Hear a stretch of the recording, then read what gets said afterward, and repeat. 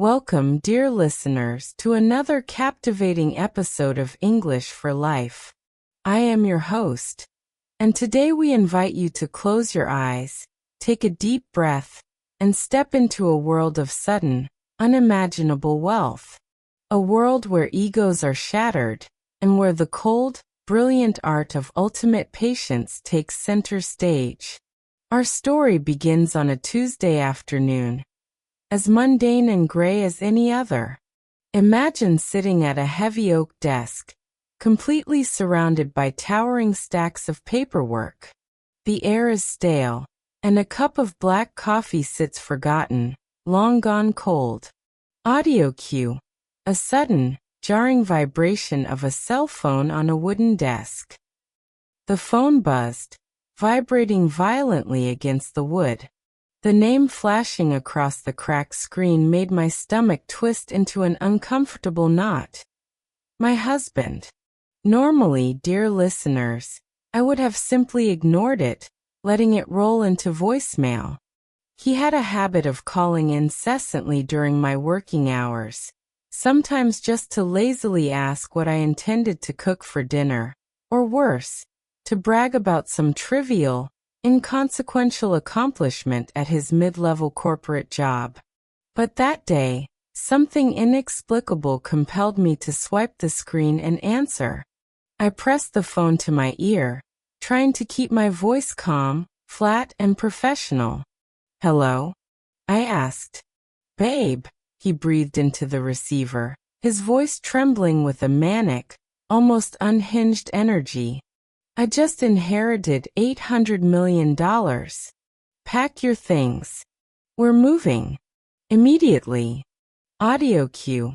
A sharp cinematic heartbeat thumping, then absolute silence.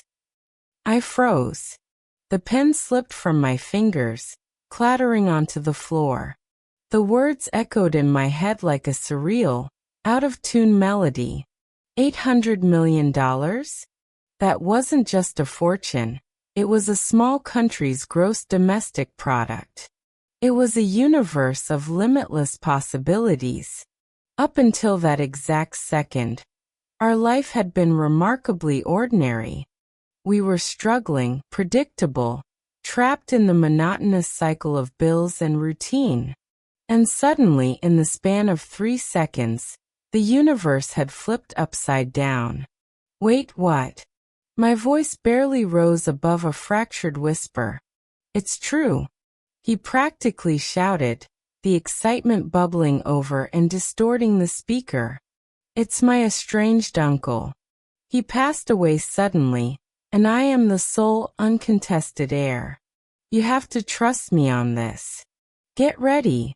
We are leaving this dump." I hung up the phone without another word. I looked down at my cold coffee. My mind began to race, dear listeners, but not in the way he expected. I should have been thrilled. I should have been weeping tears of joy, overjoyed that our financial struggles were permanently erased. But the unvarnished truth was that I felt a spark of something far stronger, far darker than excitement. I felt pure, unadulterated anger. In that silent office, a tidal wave of memories crashed over me. All the times he had openly dismissed my ideas, laughed at my professional ambitions, and deliberately made me feel small in front of our peers. They all surged back with crystal clear intensity. And now he wanted me to simply pack my bags and follow him like some obedient, silent shadow just because he had won the genetic lottery. I realized right then and there that this massive inheritance was not just about money. It was an unprecedented opportunity. Not an opportunity for mindless luxury or vanity, but for power, for ultimate control, for a beautifully orchestrated revenge. That night, I lay perfectly still beside him in our cramped bedroom, pretending to be in a deep sleep. He tossed and turned, murmuring aloud to himself in the dark. He whispered feverishly about mega-yachts, sprawling European mansions, and private jets with gold-plated interiors. I listened to his delusions of grandeur in absolute silence, a slow, deliberate smile forming in the darkness. He had absolutely no idea that while he was dreaming of spending, I was already plotting. The next morning, I shifted my perspective entirely. I started observing him not as a partner, but as a subject under a microscope. His arrogance, which was already a prominent trait, had mutated and grown monstrously with the news of the inheritance. He strutted around our tiny apartment like a king surveying his kingdom, talking about his newfound fortune, as though it was a hard-earned reward he had always been owed, rather than a fluke of biology. Every arrogant word he spoke, every dismissive gesture he made, became valuable ammunition for my grand design. On the surface, I played the role to perfection. I pretended to be ecstatic. I packed boxes, researched lavish real estate estates in gated communities, and acted the part of the doting, lucky wife. But beneath that flawless facade, I was busy learning. I dug deep into everything I could find about his uncle's massive fortune. I mapped out the complex web of investments, vast real estate holdings, shadowy offshore accounts, and dormant trust funds. I also spent countless hours looking into the volatile family dynamics. Oh, dear listeners, the secrets I found. There were deep-rooted grudges, long-forgotten debts, and glaring legal loopholes that my husband, blinded by his own overconfidence, hadn't even bothered to notice. I began to subtly reach out to key individuals. A brief email to a skeptical lawyer here. A casual coffee with a former business associate there. I never outright lied. That would be too clumsy. Instead, I simply hinted at caution. I planted seeds of strategy and doubt. John is so excited, I would say, sighing softly. But you know how he can sometimes rush into things without reading the fine print. I watched as his ego artificially inflated with every flattering interaction he had, blissfully unaware that I was silently, methodically tightening an inescapable net around him. By the third week of our new reality, the first microscopic cracks started appearing. High-stakes investors who had previously suffered under his reckless, impulsive decision-making began whispering their doubts in country club locker rooms and closed-door meetings.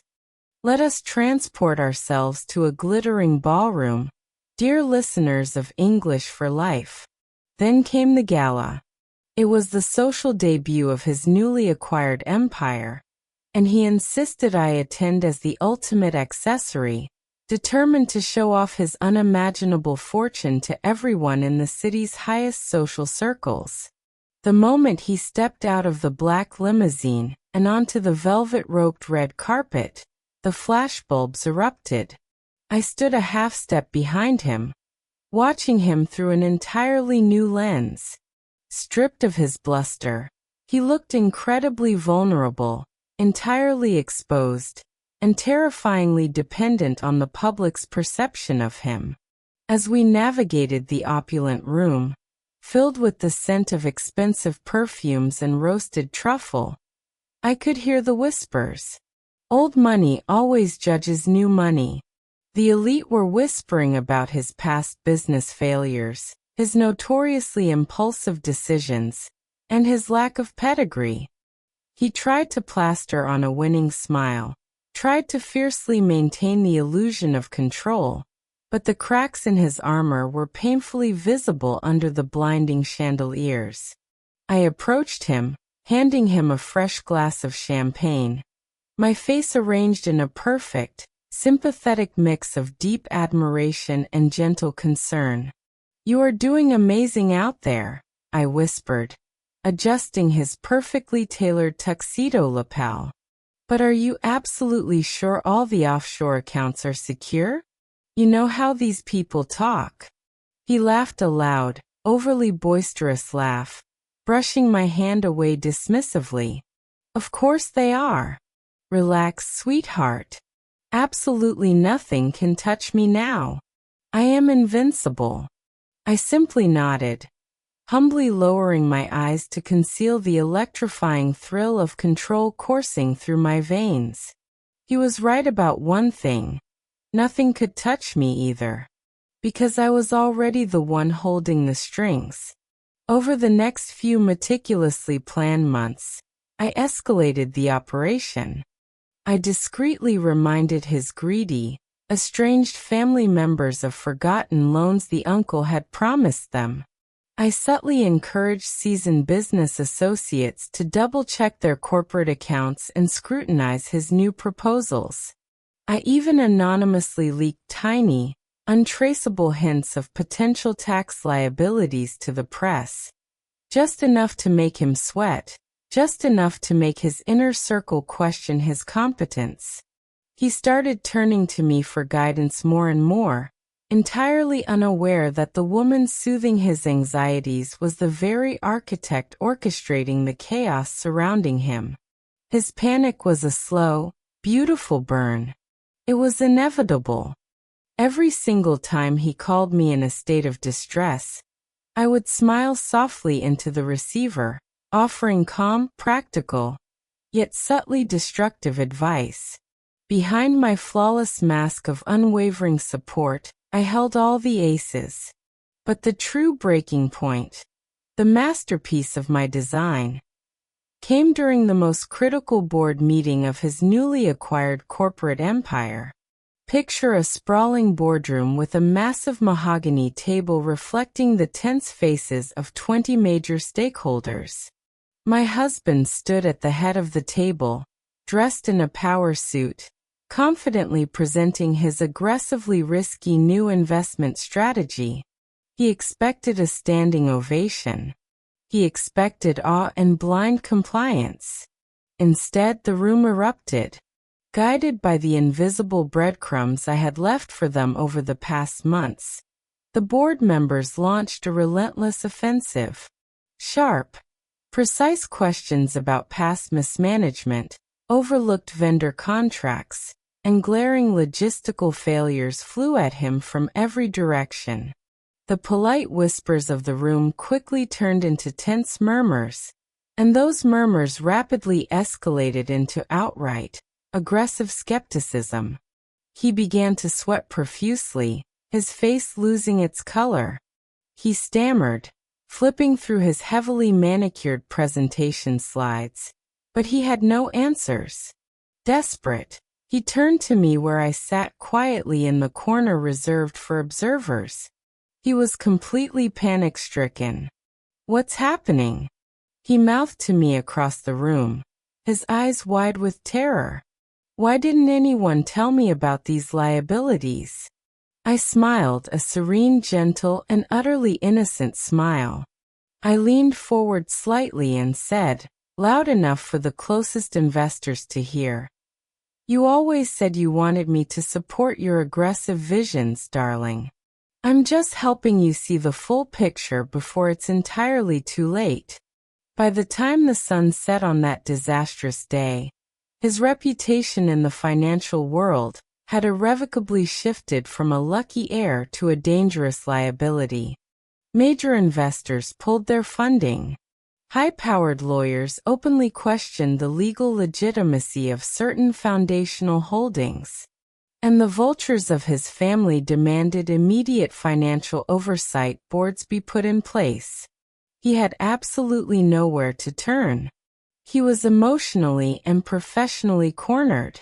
And the most poetic part of it all? He had no choice but to turn to me. He begged for my help, begging me to organize the mess, completely blind to the fact that the hand he was so desperately clinging to was the exact same hand that had meticulously orchestrated his total downfall. Months passed, dear listeners. I had maneuvered through the fallout quietly, subtly, and with surgical precision. I ensured that through the chaos, I legally and strategically gained not only total control over the $800 million fortune, but also the deep respect, fear, and utter dependence of every single person in his orbit. His towering arrogance was permanently broken. His power was utterly diminished. And all of it happened simply because I had the emotional discipline to wait, to plan, and to execute with flawless patience. I now sit in the grand library of our new mansion, looking out through the floor-to-ceiling windows at the glittering city lights spread out below me, reflecting on this remarkable journey. The woman who had once been so easily dismissed, ignored, and chronically underestimated was now in sole command of an empire worth hundreds of millions. I had used this astronomical wealth not for foolish vanity, not for designer clothes or luxury cars, but as an unbreakable lever to finally claim my power and my ultimate independence. He looks at me very differently now. Sometimes, I catch him staring at me with a quiet sense of awe. Sometimes it's with a simmering, impotent resentment. But mostly, it is with pure, terrifying understanding. He knows I am no longer the obedient shadow he thought he could control. And in that quiet, deeply victorious moment, I realized something incredibly crucial to share with all of you tuning into English for Life. True revenge is never about explosive anger. Anger is messy. Anger is loud and prone to mistakes. True revenge is about patience. It is about cold strategy and immaculate timing. I had successfully mastered all three, because as we learn time and time again, in a world entirely driven by greed, inflated egos, and money, the person who truly understands the mechanics of power is always the one who wins. He may have inherited $800 million on paper, but I had inherited something infinitely more valuable: respect, absolute power, and total freedom. As I look out at the world tonight, a calm sense of triumph washes over me completely. The dismissed wife is dead and gone. The storm had finally arrived, and I am the one controlling the winds. Thank you for listening to this episode of English for Life. Until next time, remember, true power doesn't shout. It whispers.